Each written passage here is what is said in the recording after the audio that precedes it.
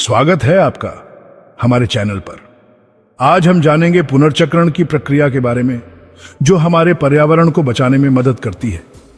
दोस्तों, आजकल प्रदूषण एक बहुत बड़ी समस्या बन गया है। हमारे चारों तरफ कचरा ही कचरा दिखता है, लेकिन क्या आप जानते हैं कि इस कचरे को दोबारा इस्तेमाल में लाया जा सकता है? जी हां, पुनर्चक्रण के जरिए हम कचरे को कम करके अपनी धरती को साफ सुथरा बना सकते हैं।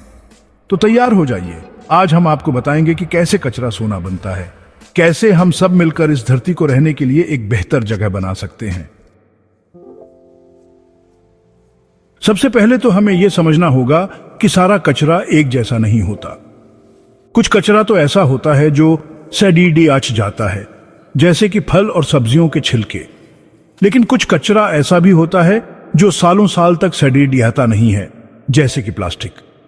यहां से शुरू होता है पुनर्चक्रण का पहला पड़ाव, संग्रह। इसमें हम उस कचरे को अलग करते हैं जिसे रिसाइकल किया जा सकता है। प्लास्टिक की बोतलें, कागज के डिब्बे, शीशे के जार, धातु के डिब्बे, ये सब चीजें पुनर्चक्रण के लिए बहुत जरूरी हैं। लेकिन दोस्तों, यहां आपकी भी जिम्मेदारी बनती है। हमें कचरा फेंकते समय ही उसे अलग अलग डिब्बों में डालना चाहिए। प्लास्टिक के लिए अलग, कागज के लिए अलग और गीला कचरा अलग। कई जगहों पर तो सरकार ने अलग अलग रंग के डस्टबिन भी रखे होते हैं। हमें उनका इस्तेमाल करना चाहिए।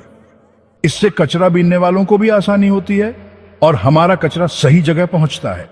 याद रखें, पुनर्चक्रण की शुरुआत हमारे घरों से ही होती है।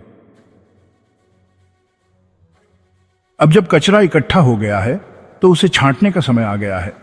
यह काम होता है BED बर्थडे सेंटर पर, जहां कचरे को अलग अलग हिस्सों में बांटा जाता है। यहां पर कर्मचारी बड्डड़ी बारीकी से कचरे को देखते हैं और उसे उसकी श्रेणी के हिसाब से अलग करते हैं।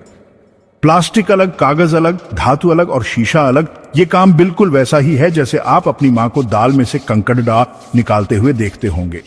बस फर्क इतना है कि यहां कचरे की मात्रा थोड़ी ज्यादा होती है। छंटाई का काम बहुत जरूरी है क्योंकि हर तरह के कचरे को रिसाइकल करने का तरीका अलग होता है। अगर सारा कचरा मिला हुआ होगा तो उसे रिसाइकल करना मुश्किल हो जाएगा। इसलिए दोस्तों, अगर आपसे कभी गलती से भी गलत डस्टबिन में कचरा चला जाए तो उसे निकालकर सही डस्टबिन में डालने की कोशिश जरूर करें। कचरा छांटने के बाद आता है उसे साफ करने का नंबर। क्योंकि दोस्तों, भले ही हम कचरे को अलग अलग कर दें, लेकिन फिर भी उसमें धूल, मिट्टी और कई तरह की गंदगी होती है। इसलिए अलग अलग तरह के कचरे को अलग अलग तरीके से साफ किया जाता है। प्लास्टिक और धातु को तो पानी से धोया जाता है, जबकि कागज को खास तरह के केमिकल से साफ किया जाता है। साफ करने के बाद कचरे को प्रोसेसिंग के लिए भेजा जाता है। यहाँ पर कचरे को छोटे छोटे टुकड़ों में बदल दिया जाता है ताकि उसे पिघलाकर या गलाकर नए उत्पाद बनाए जा सकें। प्लास्टिक की बोतलों को तो आपने देखा ही होगा। उन्हें पिघलाकर नए नए खिलौने, फर्नीचर और यहाँ तक कि कपड़े डेढ़े भी बनाए जाते हैं। तो सोचिए दोस्तों, जो कचरा हम फेंक देते हैं उससे कितनी सारी नई और उपयोगी चीजें बनाई जा सकती हैं।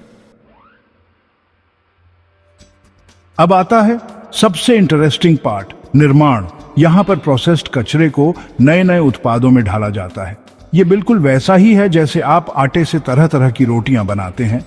प्लास्टिक के दानों को पिघलाकर नई बोतलें, बाल्टियां, खिलौने और भी बहुत कुछ बनाया जाता है। कागज के गूदे से नए कागज, नोटबुक और गत्ते के डिब्बे बनाए जाते हैं।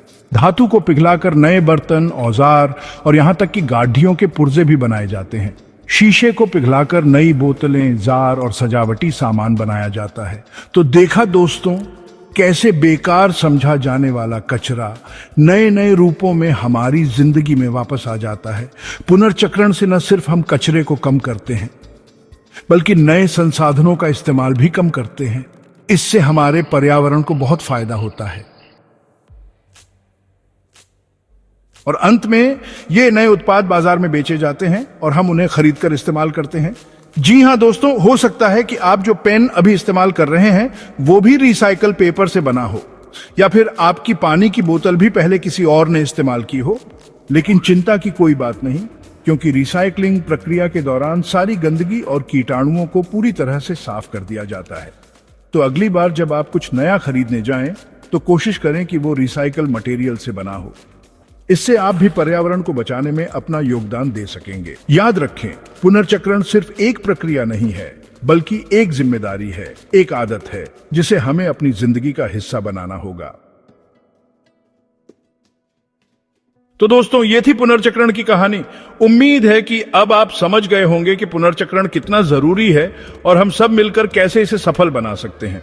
पुनर्चक्रण न केवल हमारे पर्यावरण के लिए फायदेमंद है, बल्कि यह हमें एक स्वच्छ और हरित भविष्य की ओर ले जाता है। यदि हम सभी मिलकर पुनर्चक्रण को अपनाएं, तो पृथ्वी को प्रदूषण से बचा सकते हैं। पुनर्चक्रण करें, पृथ्वी को बचाएं।